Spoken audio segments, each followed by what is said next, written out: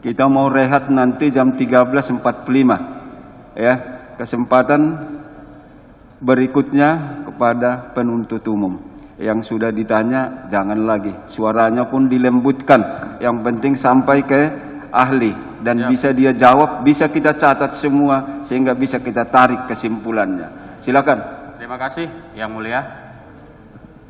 Kami akan menggali beberapa hal yang menurut kami perlu penegasan juga dari ahli, terutama terkait dengan barang bukti elektronik yang pada akhirnya nanti menjadi alat bukti elektronik.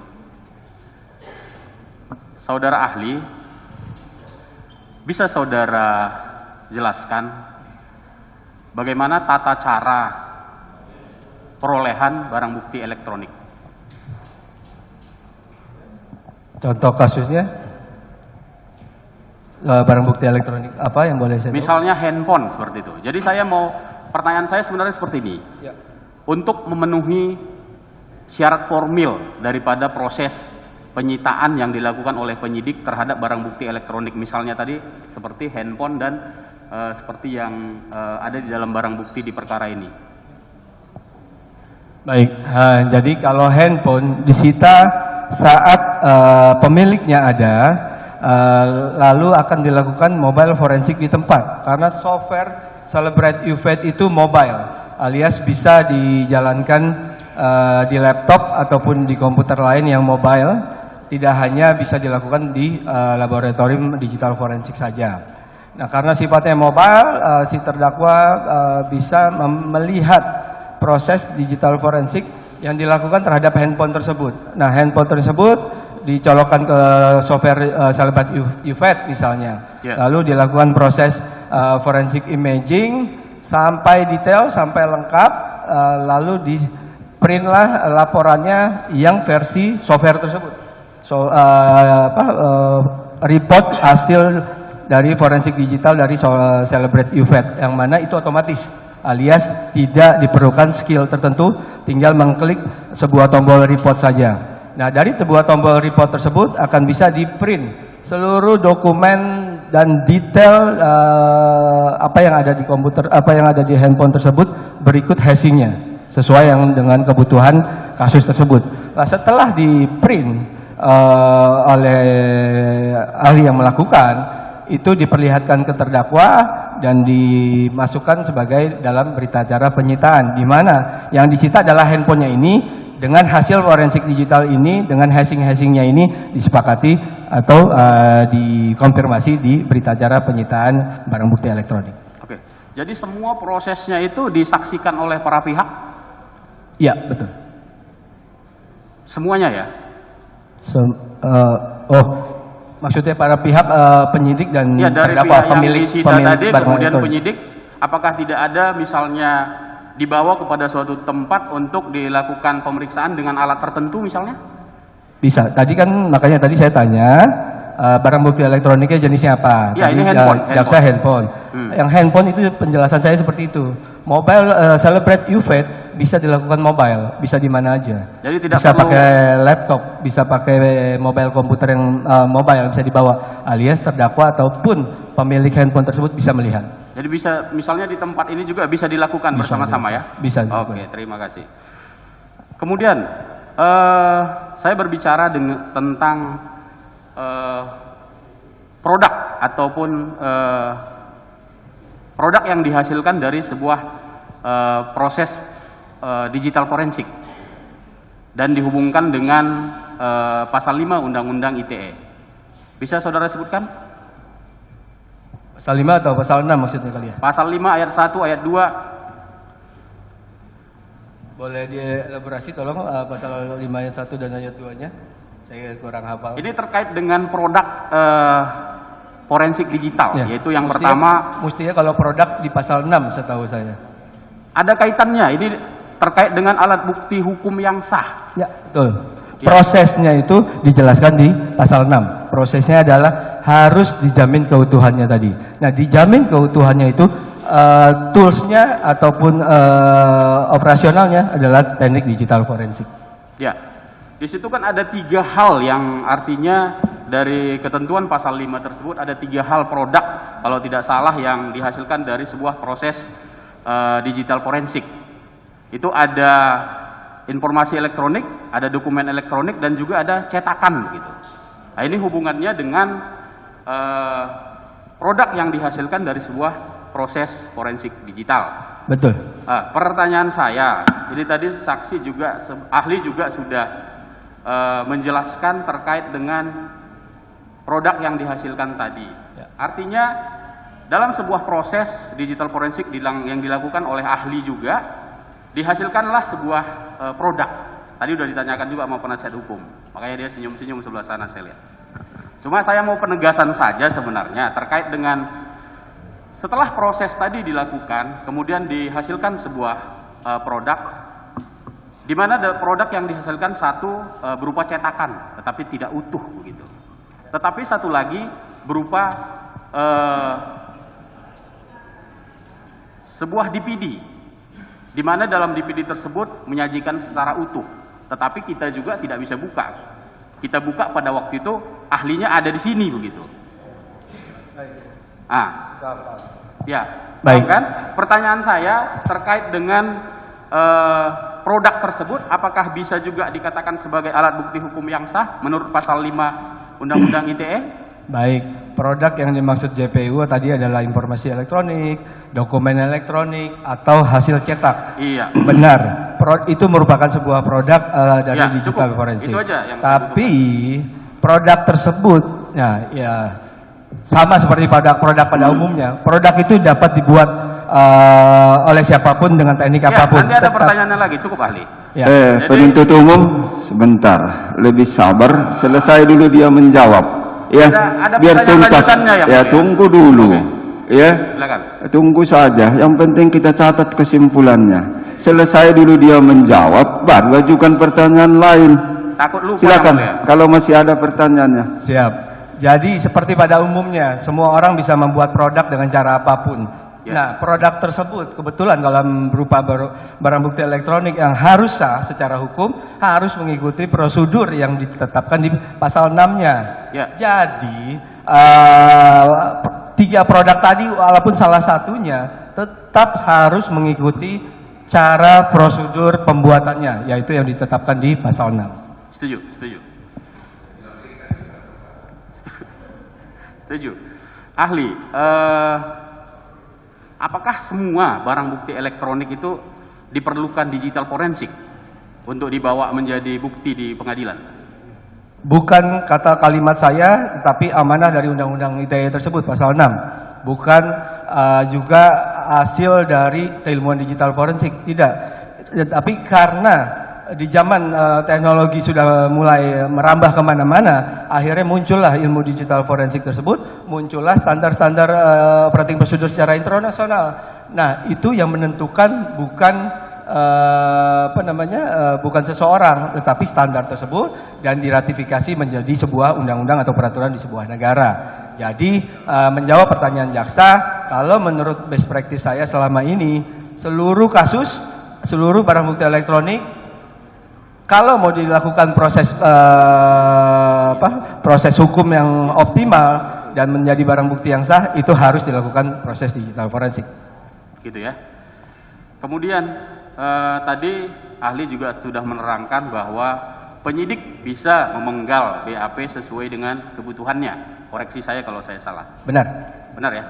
Kemudian hal tersebut di dalam perkara ini telah dilakukan oleh penyidik, diambil sesuai dengan kebutuhannya. Tetapi di dalam penggalan-penggalan tersebut oleh ahli pada waktu kita tanyakan, memang tidak disajikan keseluruhan, karena apabila disajikan itu sangat tidak memungkinkan apabila dikeluarkan dalam bentuk cetak gitu, karena memang ada pesan suara, ada pesan macam-macam yang jumlahnya sangat banyak gitu. Pendapat ahli terkait dengan itu? Ya, kebetulan ahli tersebut juga menyampaikan kok di statement BAP-nya di pertanyaan tersebut, dia menyampaikan ada sejumlah percakapan dan ditampilkan sebagian percakapan dan dilampirkan beberapa file attachment. Nah, yang saya tidak pahami adalah pernyataan jaksa tadi adalah pernyataan jaksa ataupun pernyataan ahli bahwa tidak dimungkinkan dicetak ataupun ditampilkan semua karena Katanya apa? bisa penuh ruangan ini katanya. Apa? Bisa penuh ruangan sidang ini gitu. Kalau saya melihat dari jenis mobile devices sih, menurut saya tidak. Masih memungkinkan. Masih sangat memungkinkan. Oke. Apalagi tadi jaksa sama ahli dari penyidik pun juga menyampaikan bahwa dia menampilkan nih di dalam DVR. Nah, mestinya di DVR tersebut bisa diakses oleh semua pihak dan lengkap. Kan nggak bakal memenuhi apa-apa kan, cuma satu DVD saja gitu. Oke. Kemudian kemarin dalam fakta persidangan juga ada beberapa chat yang di WA itu kita lihat dihapus gitu. Baik yang di screenshot, baik juga dari hasil Celebrate kalau nggak salah yang dituangkan dalam bentuk hasil ekstrak ya, yang dalam bentuk DVD kemarin kita udah tayangkan juga di depan persidangan, tetapi di situ ada chat yang dihapus. Kalau menurut pengetahuan ahli, apakah ahli bisa memastikan kapan chat tersebut dihapus? Pasti bisa. Nggak perlu ahli sebenarnya. Kalau seseorang sudah menggunakan software forensik, kalau dia mengerti ilmunya dengan tepat, ada namanya istilah make time, modified access dan creation time. Nah, make time ini bagi seluruh ahli digital forensik yang knowledge-nya lengkap, itu pasti bisa mengetahui kapan sebuah file itu terhapus, oleh siapa, bagaimana, tekniknya apa, dan lain-lain. Semuanya itu bisa terrecover baik pakai teknik sederhana maupun pakai teknik advance. Itu akan muncul semuanya. Apakah kalau misalnya cat tersebut tetapi dalam bentuk cetakan seperti ini kita tunjukkan kepada ahli, ahli bisa mengetahuinya? Atau harus dalam bentuk digital juga? Harus dalam bentuk digital, karena yang dianalisa adalah raw image-nya, bukan hasil cetak. Digital forensik itu hanya bisa melakukan proses analisa terhadap logical file raw image, bukan sebuah dokumen hasil cetak. Oke. Kemudian, apakah chat yang dihapus di dalam WA itu bisa dikembalikan utuh? Akan sangat tergantung dengan kondisinya baik device maupun aplikasinya tersebut. Seperti yang sudah saya sampaikan sebelumnya, pakai ilmu komputer sederhana aja. Sesuatu yang telah terhapus akan bisa di-recover, tetapi sesuatu yang tertimpa atau overwritten itu tidak akan bisa recover. Menjawab pertanyaan jaksa, selama file tersebut atau chat tersebut masih hanya dalam kondisi terhapus dan masih bisa di-recover, dia akan ter-recover. Tetapi kalau chat yang sudah dihapus ternyata menggunakan teknik wipe atau overwritten, itu tidak akan bisa ditarik kembali, tapi hanya tampilan deleted message saja. Oke, terima kasih. Masih ada yang lain? Silakan, usahakan tidak berulang. Iya Pak, baik Pak. Ahli, apabila dilakukan suatu modifikasi terhadap hasil ekstrak dari suatu barang bukti elektronik saat si examiner sedang melakukan pemeriksaan forensik, apakah proses modifikasi tersebut bisa terdeteksi? Bisa. Bisa. Apakah jejak digital modifikasinya bisa diketahui? Bisa. Apabila hasil dari pemeriksaan forensik yang seorang examiner kerjakan di suatu laboratorium forensik, katakanlah di negara X, lalu barang bukti elektronik tersebut juga dilakukan pemeriksaan forensik oleh laboratorium lain di negara lain dengan menggunakan tools yang lain. Pertanyaan kami, apakah hasilnya akan berbeda? Saya tidak bisa menjawab secara langsung karena tidak lihat. Misalnya di negara X menggunakan tool Celebrate, di negara Y menggunakan Tableau atau Axio. Apakah hasilnya akan sama atau berbeda? Bisa saja berbeda karena masing-masing tools itu mempunyai fitur-fitur tertentu yang mungkin tidak dimiliki oleh software lainnya. Kemudian, dapatkah ahli jelaskan apa sih yang dimaksud dengan chain of custody? Chain of custody adalah saat barang bukti itu disita, lalu dilakukan perintah penyitaan, lalu dimasukkan ke dalam kontainer barang bukti, lalu diproses atau diambil oleh para praktisi digital forensik di labnya masing-masing. Semua kejadian ataupun proses tersebut harus terekam dalam sebuah form chain of custody, sehingga untuk memastikan bila terjadi sebuah perubahan, di titik mana terjadi perubahan tersebut dan bisa dipastikan siapa yang melakukan perubahan tersebut atau terjadi malpraktis terhadap proses digital forensik. Intinya chain of custody itu untuk menjaga agar kalau terjadi perubahan ataupun modifikasi ataupun lainnya bisa ketahuan secara langsung siapa ataupun kapan dilakukannya. Apakah itu merupakan standar internasional berlaku universal? Betul. Apabila penanganan terhadap pemeriksaan forensik dari suatu barang bukti elektronik sudah dilakukan sesuai dengan chain of custody, apakah barang bukti elektronik tersebut admisibilitasnya dapat diterima oleh persidangan? Selama di awal berita penyitaannya yang seperti JPU sebelumnya menyatakan, selama ada berita acara penyitaan dan sudah disepakati oleh pemilik atau terdakwa, itu bisa. Oke. Ahli tadi di awal kan menerangkan bahwa ahli adalah CEO pada PT Digital Forensik. Saya mau tanya ini nih. Ahli memiliki laboratorium digital forensik? Betul. Oke. Terakreditasi? Saya standar internasional saya miliki sendiri. Tidak merefer ke terakreditasi di Indonesia. Tidak merefer ke terakreditasi Indonesia? Karena di swasta kami tidak memiliki di Indonesia tidak memiliki aturan tersebut. Di swasta tidak memerlukan. Tapi penegak hukum ataupun instansi pemerintah yang mereka memiliki aturan tersebut, tapi tidak oleh swasta. Saudara kan bukan penegak hukum. Pertanyaan kami, bagaimana cara ahli memperoleh peralatan laboratorium digital forensik? Kami praktisi digital forensik, dan barang digital forensik itu tidak hanya spesifik boleh dibeli oleh penegak hukum saja. Kami sebelum penegak hukum di Indonesia punya digital forensik pun kita sudah dipakai oleh penegak hukum. Laboratorium jenis apa yang ahli miliki?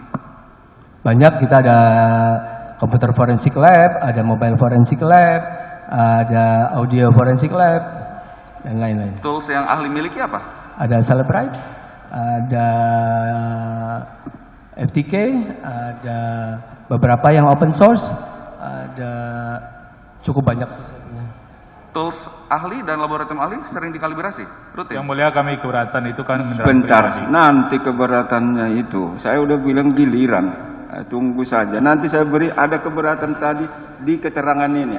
Kita sampaikan ya. Tunggu. Baik, silakan dulu. Baik, silakan penuntut umum gilirannya. Coba fokus ke keahlian ahli. Kita ingatkan lagi.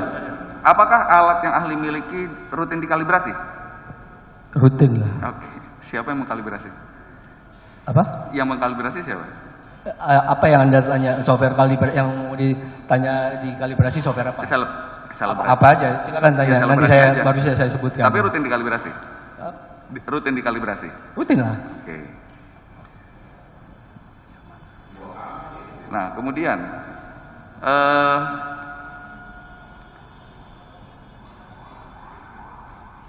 terkait yang tadi ditanyakan oleh saudara penasihat hukum, foto WhatsApp Ya. yang terlihat jempolnya, apakah menurut ahli itu direkayasa atau tidak direkayasa?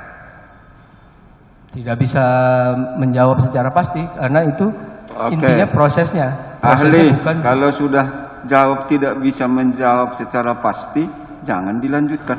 Jangan meraba-raba di sini, yang pasti-pasti. Kalau ahli bisa memberi pendapat sesuai keahliannya, jawab. Kalau tidak sesuai keahliannya, no. Begitu ya. Biar terang perkara ini. Baik, lanjutkan penuntut umum. Kalau ahli mengatakan tidak dapat menentukan hal itu, lalu dari mana saudara bisa menyimpulkan pendapat saudara hari ini bahwa foto tersebut tidak sah? Tidak sesuai prosedur dengan apa yang ditetapkan oleh pasal 6 Undang-Undang ITE, tidak lengkap dan tidak utuh. Bagaimana kalau pemeriksaan forensik oleh seorang examiner terhadap foto tersebut hasilnya sama? apakah hasil pemeriksaan forensiknya dianggap tidak sah? Dua-duanya akan sangat tergantung apa yang telah dilakukan dan apa barangnya. Kalau Intinya saya hanya menjawab apa yang ditampilkan, dilihatkan, dan menurut pendapat saya. Kalau yang ditanyakan JPU itu sudah substansi masuk ke arah teknisnya, dan sedangkan saya tidak melakukan teknisnya. bicara nilai hashing, apakah untuk mengetahui nilai hashing bisa dilihat dengan kasat mata? Dilakukan proses, bukan kasat mata maksudnya apa? Apakah tidak memerlukan tools? Pasti pakai tools. Pakai tools. Kalau di Celebrate otomatis sudah ada. Oke. Atau pakai tools tambahan lainnya. Oke. Dalam beberapa perkara narkotika, tidak semua percakapan menggunakan handphone jenis Android ataupun iPhone. Seringkali menggunakan HP polyphonic yang tidak dapat dilakukan screenshot. Bagaimana pendapat ahli mengenai hal ini? Apakah harus mengandalkan screenshot aja, ataukah seorang ex-miner harus mengandalkan hasil pemeriksaan forensik dari BBE tersebut untuk mengekstrak datanya? Polyphonic ya? Iya. Ya. Jadi apa yang dipertanyakan oleh jaksa adalah handphone yang bukan smartphone maksudnya ya? Betul. Oke. Malah handphone bukan smartphone itu lebih gampang dan lebih banyak tools untuk menampilkan data yang di dalamnya. Jadi nggak perlu screenshot. Sudah banyak tools karena itu handphone lama, teknologi lama. Kita mengekstrak handphone polyphonic lebih gampang. Jadi nggak perlu di screenshot. Banyak tools yang dapat menampilkan data begitu saja gitu loh. Tidak perlu di screenshot. Cukup? Masih ada? Satu lagi, silakan. Terima kasih majelis. Saudara ahli, sepengetahuan saudara ahli di Indonesia APH yang memiliki Celebrate itu siapa saja? Ada Kominfo, ada di PPNS Kominfo, lalu ada Polri pastinya, lalu ada BIN. Sepengetahuan saya sih jaksa juga punya. Lalu sebentar, terakhir Bais saya lihat juga sudah ada. Sepengetahuan saudara ahli, apakah sertifikasinya atau sertifikasinya sama dengan semuanya itu sama, atau alatnya beda-beda, atau tadi menyamurkan saya toolsnya beda? Sertifikasi atau license atau versinya maksudnya? Iya betul. Oke. Kalau license-nya saya pastinya tidak tahu karena mereka beli kapan, license saya sampai kapan. License itu akan sangat menentukan dia dapat versi berapa terakhirnya. Kalau dengan yang ada di laboratorium ahli, apakah sama atau beda? Kalau jenisnya sih sama pasti, jenis Celebrate UVT pasti sama. Karena saat ini Celebrate itu hanya keluar namanya Celebrate UVET for PC. Nah, UVET for PC itu yang seperti tadi saya sebutkan, bisa diinstal di komputer di lab, bisa diinstal di laptop ataupun di device lainnya selama kita membawa license-nya. Selama license-nya itu berupa dongle ataupun nempel di komputer tersebut. Ya. Contoh maksud saya, kalau misalkan masyarakat umum, misalkan ada ditemukan alat bukti elektronik seperti yang tadi disampaikan dibahas di sidang ini, dapat melakukan pengujian atau di lab saudara ahli? Mestinya bisa. Dan Tergantung jenis device-nya apa dan disupport oleh software apa versi tersebut atau tidak. Kan saya tidak tahu handphonenya jenis apa aja di kasus itu. Oke. Dan apakah dapat diajukan ke persidangan nantinya? Selama ada yang meminta saya dari sisi penegak hukum, bisa mestinya. Dan termasuk APA, termasuk penasihat hukum. Cukup, terima kasih majelis. Cukup ya. Baik. Sudah selesai. Oke. Cukup atau masih ada?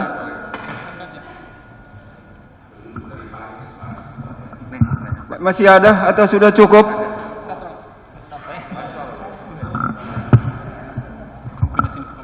Baik, biarkan ahli, biarkan saja. Tolong dibantu. Geser, ganti tempat. Silakan. Terima kasih Yang Mulia. Berkuat untuk penjelasan pasal 5 ya, Undang-Undang ITE. Bisa ahli bedakan apa itu informasi elektronik dengan sistem elektronik?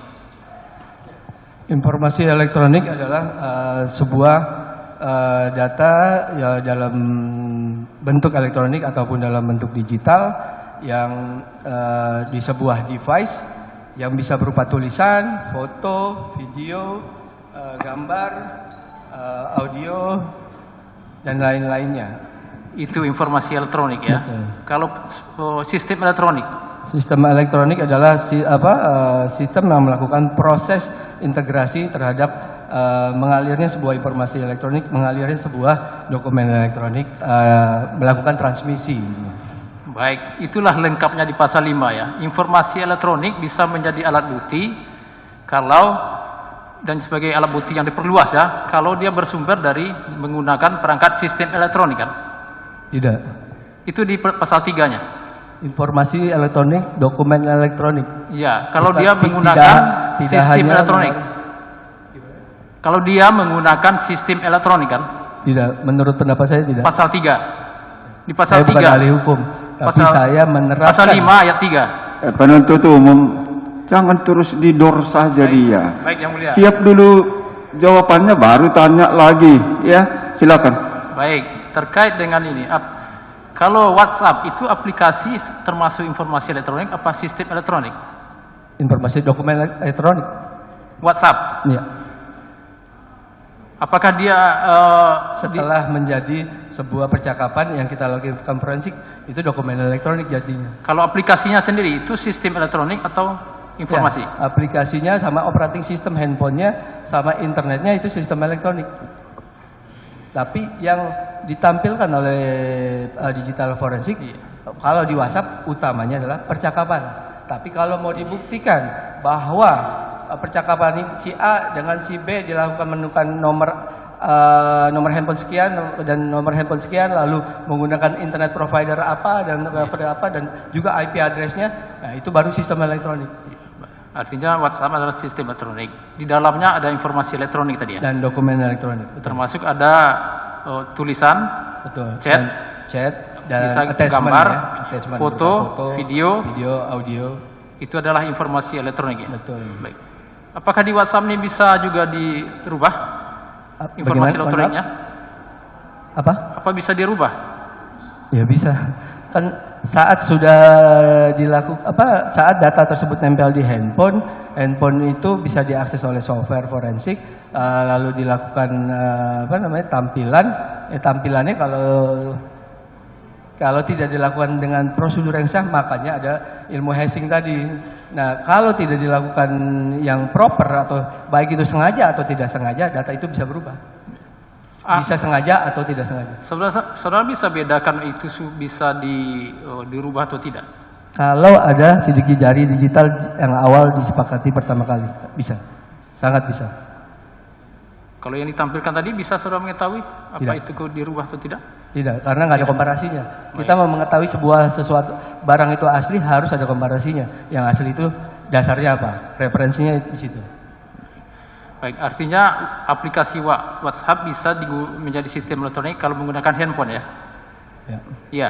Handphone ataupun Itulah komputer, perangkat ada ya. WhatsApp web, semuanya bisa. Itulah perangkatnya sistem elektronik. Handphone itu disita dengan sah, dengan prosedur yang sah oleh penyidik. Terus penyidik meminta ahli digital forensik untuk melakukan proses digital forensik dengan standar internasional dan juga dengan SOP versi 2000. Dan sudah dilakukan tahapannya mulai dari analisa fisik dan juga termasuk pemeriksaan termasuk. Pertanyaannya apa? Apakah tahapan ini bisa dinyatakan handphone tadi sebagai barang bukti itu sah?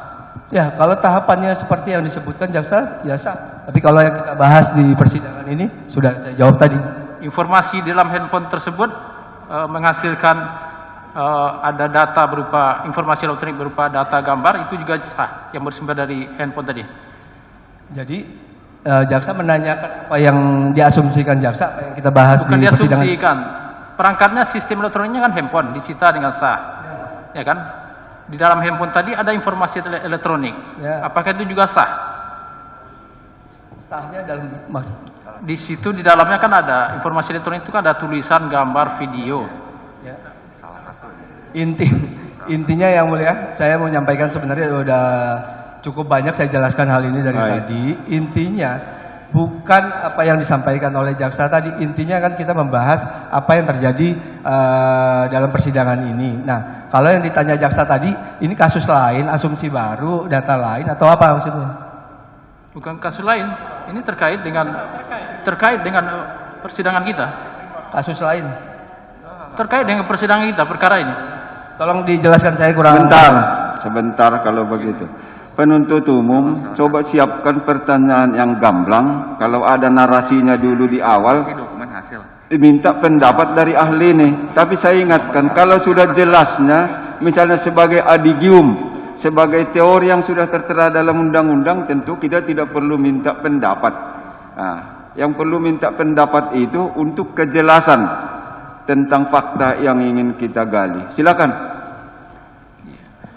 Ada tulisan, ada chat, ada gambar video, ada juga chat yang dihapus, yang bersumber dari handphone yang disita.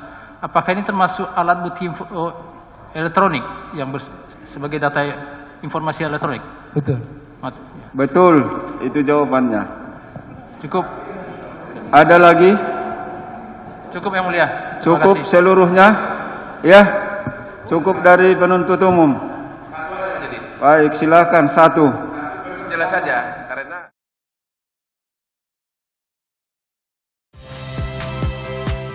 Saya Niluh Puspa. Saksikan program-program Kompas TV melalui siaran digital, pay TV, dan media streaming lainnya. Kompas TV, independen, terpercaya.